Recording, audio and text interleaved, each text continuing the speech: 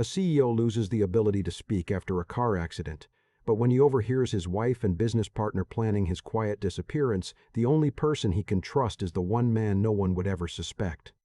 The hospital room smelled like pine sol and something older, something like money that had learned to be invisible. Ethan Cole lay in the center of it all, 41 years old, founder of Meridian Capital, a man who had rebuilt a failing logistics empire into a $2 billion machine through sheer force of will, now unable to speak a single word.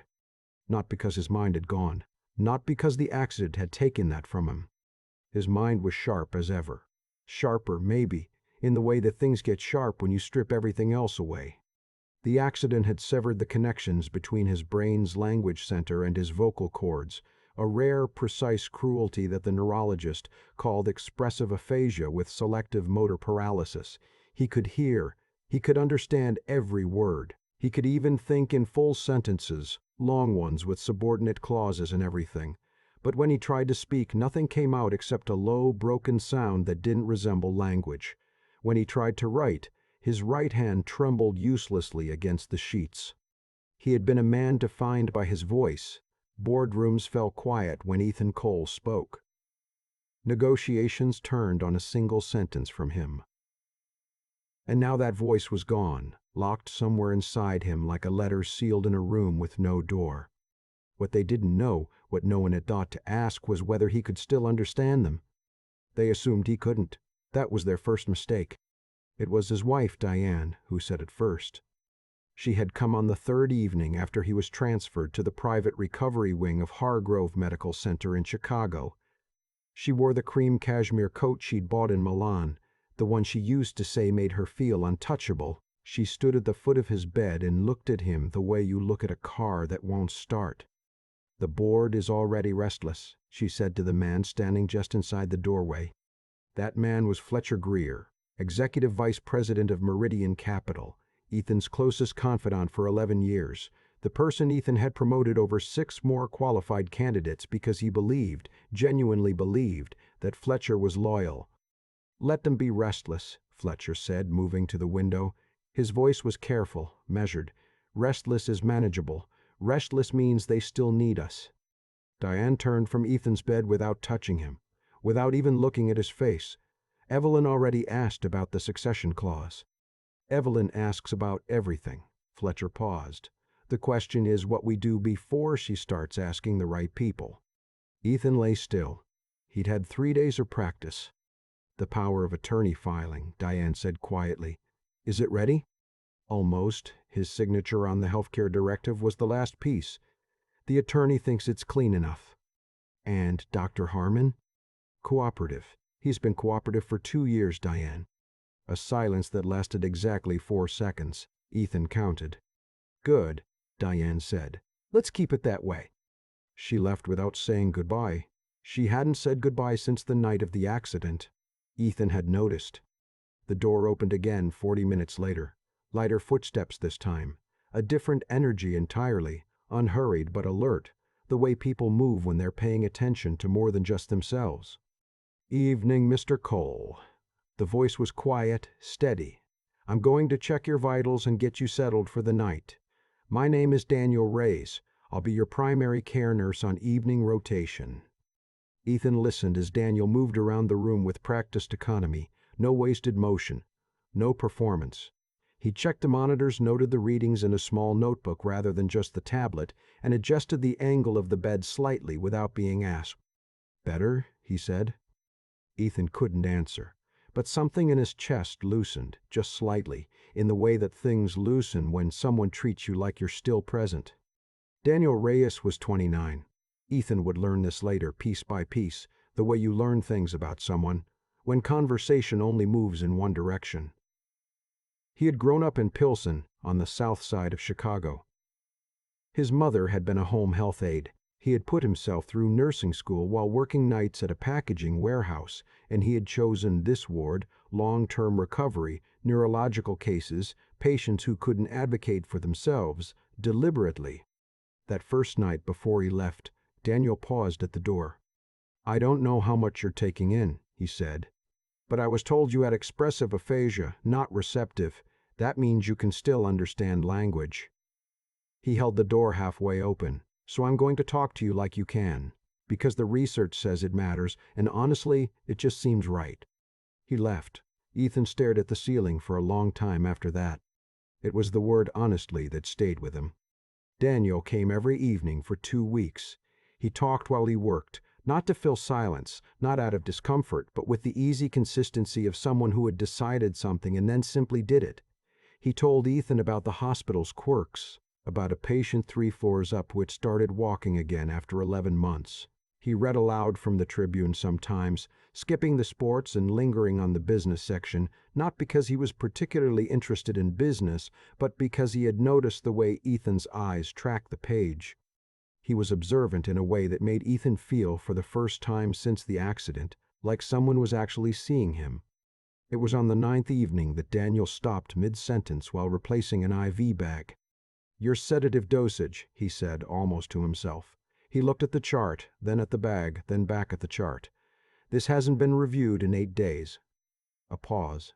"It should have been reviewed in 3. He wrote something in his small notebook. Not the official chart, the personal one. Ethan noticed the difference. 3 nights later, Daniel sat in the chair beside Ethan's bed after his rounds were done. He didn't usually sit. He looked tired. Not the physical kind of tired, but the kind that comes from carrying something heavy and not knowing what to do with it. "I need to tell you something," he said, "and I don't know if it's the right thing to do, but I think you should know." He leaned forward, forearms on his knees. "Your wife came in this afternoon while I was updating the medication log in the hallway. She was with a man in a dark suit. I didn't know who he was at first, but I recognized his voice later from a video I found online. Fletcher Greer, your VP." Ethan's chest tightened. He kept his face still. "She said." Daniel stopped. Started again. "She said the timeline needed to move, that the longer this went on, the more complicated the asset situation became. Greer told her the neurology team was asking questions about the sedative protocol, and she said," he exhaled slowly, "she said to handle it, that those were his exact words, handle it." The room was quiet except for the soft pulse of the monitor. "I want to be clear," Daniel said. "I could be wrong. I could be misreading what I heard, but I've worked this ward for 4 years and I've seen what it looks like when someone is being cared for, and what it looks like when someone is being cared for, and what it looks like when someone is being managed."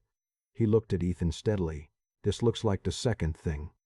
Ethan moved his left index finger, just once, slowly. Daniel went very still. "Did you?" He leaned forward.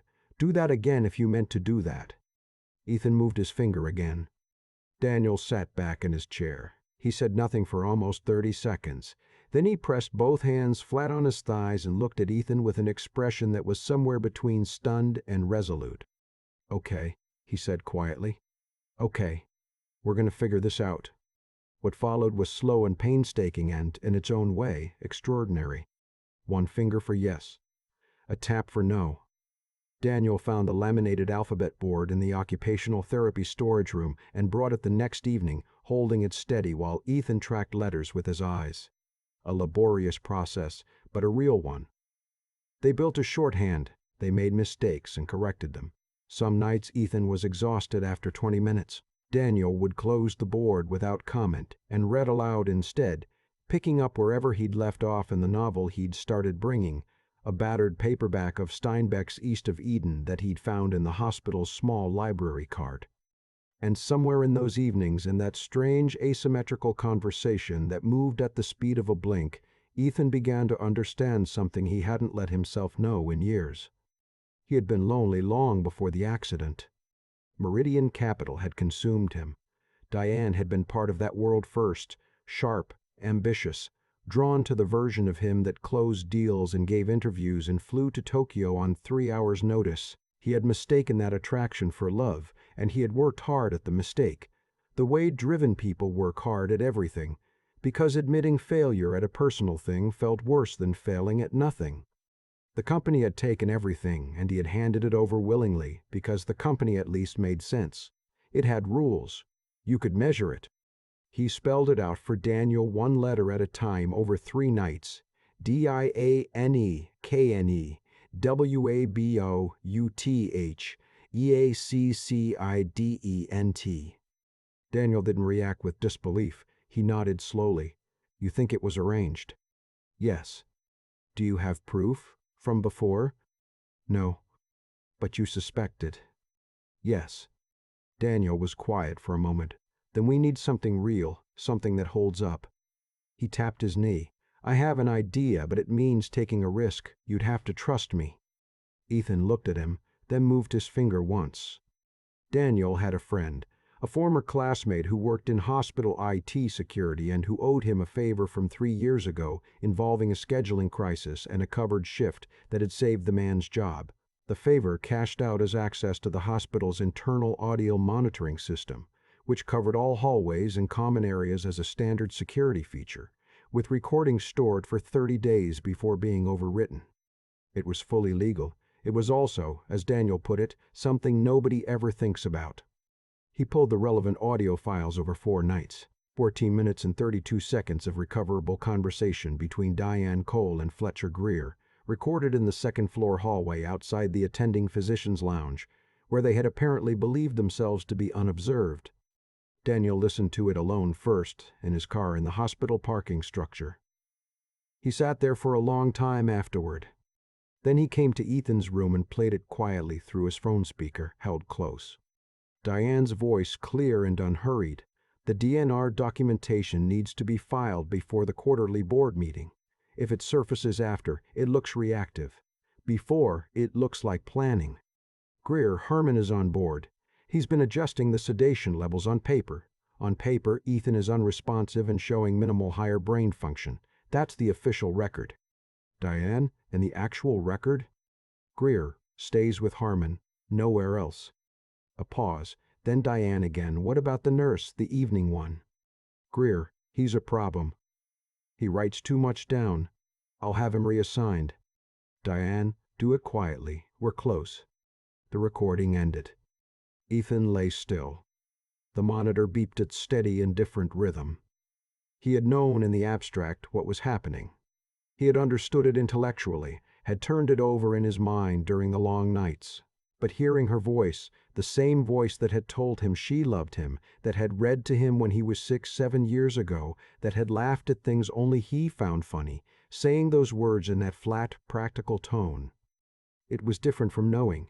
It was something that landed in the body rather than the mind. A single tear moved from the corner of his eye toward the pillow. Daniel saw it. He didn't say anything. He reached over and placed his hand over Ethan's, and they sat like that for a while, in the half-dark, with the city moving soundlessly past the window. I'm going to keep you safe, Daniel said finally, and then we're going to end this. The question of who to trust was the hardest one. Ethan's personal attorney, a woman named Sylvia Okafor, who had drafted his original corporate charter and represented him for 9 years, had been systematically excluded from the Hargrove Medical Center's approved contact list after the accident. The exclusion had been processed as a family request. Ethan spelled her name over 2 nights. Daniel found her through the Illinois State Bar Directory and sent a single encrypted message from a personal account he never used for hospital business. Ms. Okafor, I am a nurse at Hargrove Medical Center. I believe Ethan Cole is conscious, competent, and in danger. I have audio evidence. He is asking for you. Please respond only to this address. Sylvia Okafor responded within 4 hours. Her message was 4 words long. I'm already on my way. She arrived the next morning in a gray wool coat and carrying a leather briefcase that looked like it had been through more adversity than most people.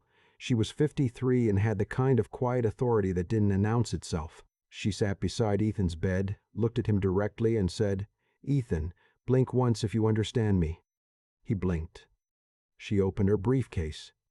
What followed happened fast, in the way that things accelerate once the right machinery is engaged. Sylvia filed for an emergency competency hearing with the Cook County Circuit Court, submitting Daniel's audio recordings, the falsified medical records she obtained through the hearing's subpoena power, and a neurologist she brought in independently, a woman from Northwestern Medicine named Dr. Kier.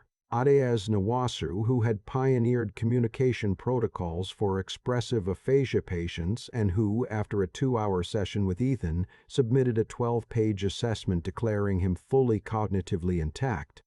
Dr. Harmon stopped returning calls to the hospital and was placed on administrative leave pending investigation the following week.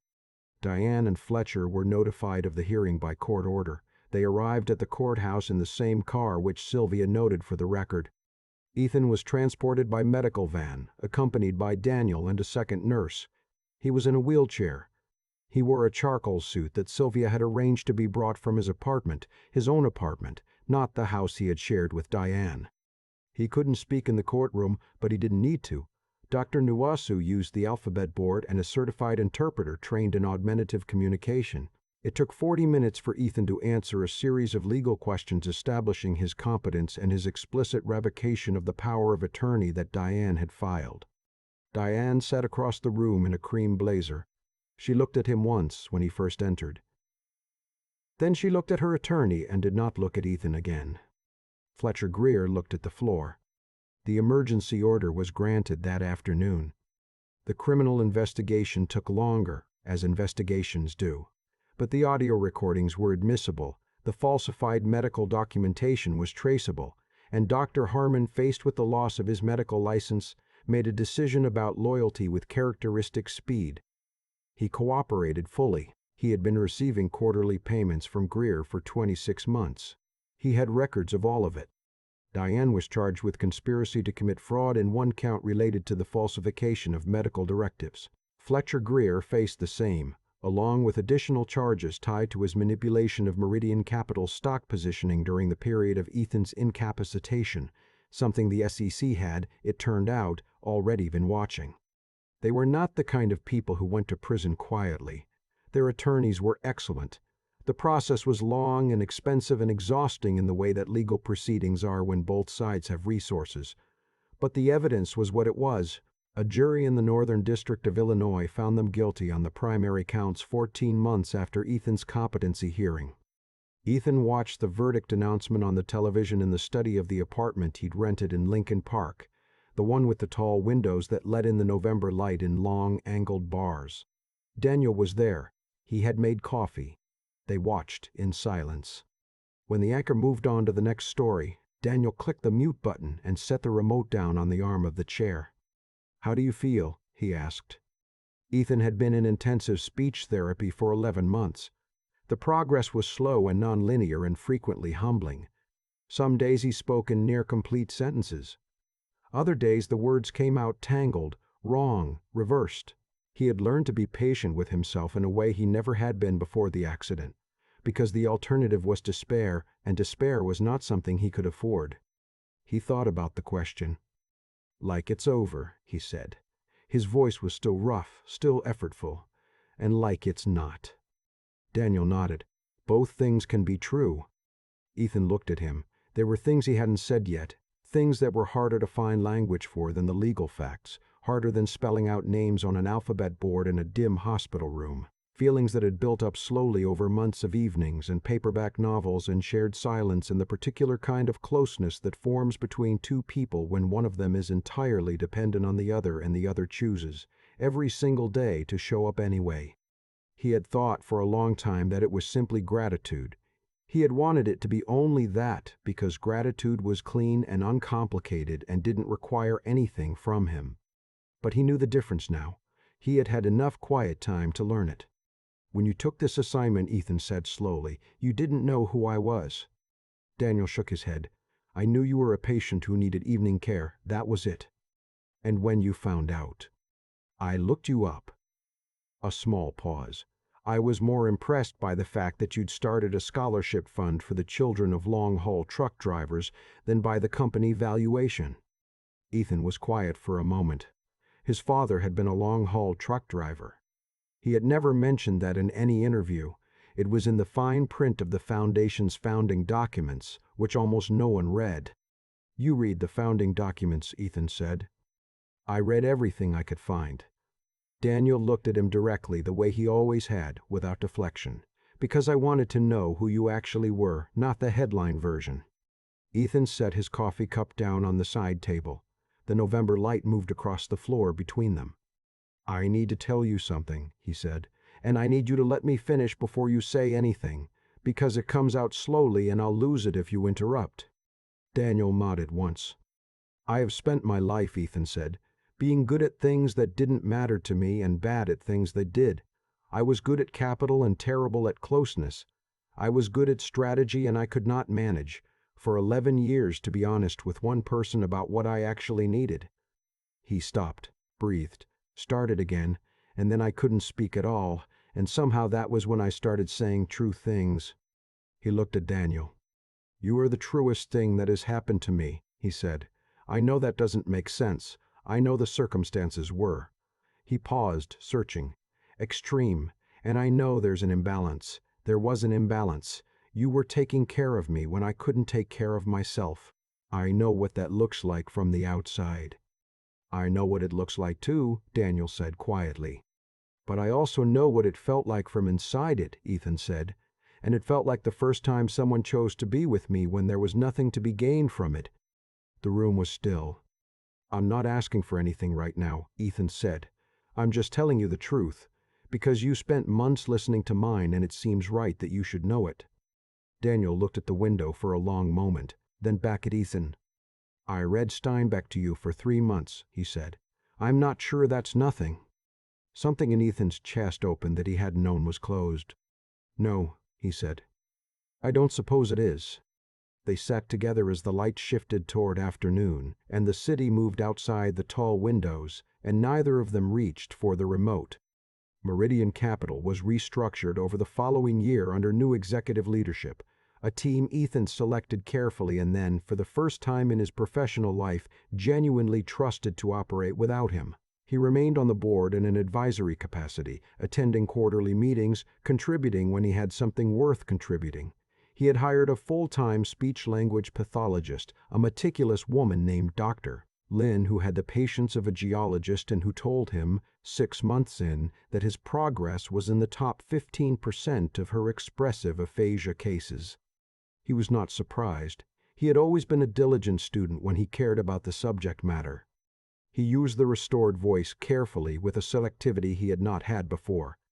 He said fewer things and meant more of them. He stopped attending events he found meaningless. He started calling his sister in Portland on Sunday mornings, which he had not done in 4 years. The Meridian Foundation launched a new initiative in its 2nd year, a program providing legal advocacy resources for patients in long-term care facilities who could not advocate for themselves. Ethan funded it personally. The program was not named after him. It was named for a place, the Hargrove Patient Voice Initiative. He liked the specificity of it. He liked that it pointed to something real. Daniel left the hospital 18 months after the verdict. Not because of any pressure, but because an opportunity came up. A position at a community health clinic in Pilsen, 3 blocks from where he'd grown up, doing primary care outreach for underserved families, the kind of work he had always wanted to do and hadn't been able to afford. Ethan had nothing to do with it. He made sure of that. He had been asked once, early on, if he wanted to help make introductions, and he had said no without explanation. Some things need to be entirely a person's own. The clinic opened on a Thursday in March. Ethan took the blue line from downtown and stood in the back of the small crowd while the alderman said something forgettable, and Daniel shook hands with people he had grown up alongside. He was wearing the same practical jacket he always wore. He hadn't changed. He didn't need to. Afterward, when the crowd had thinned and the chairs were being folded and someone was wrapping up the leftover sandwiches, Daniel walked over. "You came," he said. "I take the train occasionally," Ethan said. "It's not remarkable." Daniel looked at him. "You hate the train." "I'm learning to tolerate it." A pause that held everything neither of them needed to say out loud. "Are you free this evening?" Ethan asked. Daniel considered this in the way he considered most things, thoroughly, without theater. "I'm free this evening." They walked out together into the March air, into a neighborhood that smelled like tamales and diesel, and the particular hope of something newly opened, and Ethan thought about the hospital room and the long nights and the alphabet board and the one finger that meant yes. He had built a company from nothing. He had remade an industry. He had survived a manufactured catastrophe and emerged from it with his name intact and his enemies convicted and his mind slowly his own again. None of it had felt as significant as this, walking down a sidewalk in Pilsen next to the person who had chosen, when it mattered most, to believe he was worth saving. Some things you earn. Some things you're given. The hard part is knowing the difference and being willing, finally, to accept both. I keep thinking about the moment Ethan moved his finger for the first time. Not the verdict, not the courtroom, not even the walk down that sidewalk in Pilsen. Just that. One finger.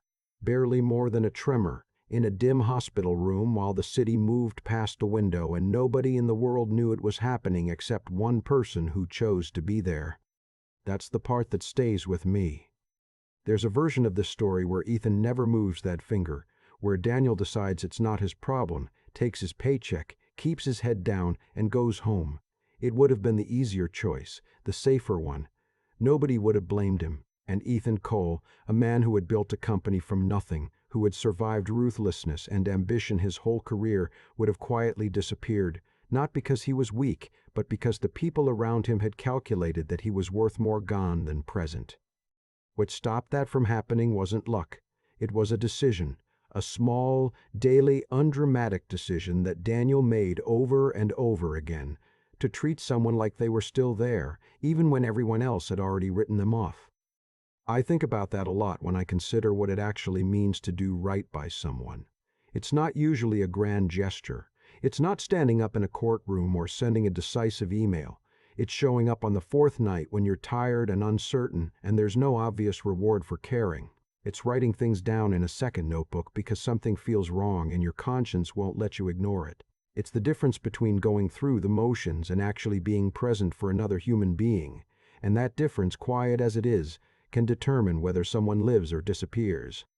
And then there's what Ethan had to do.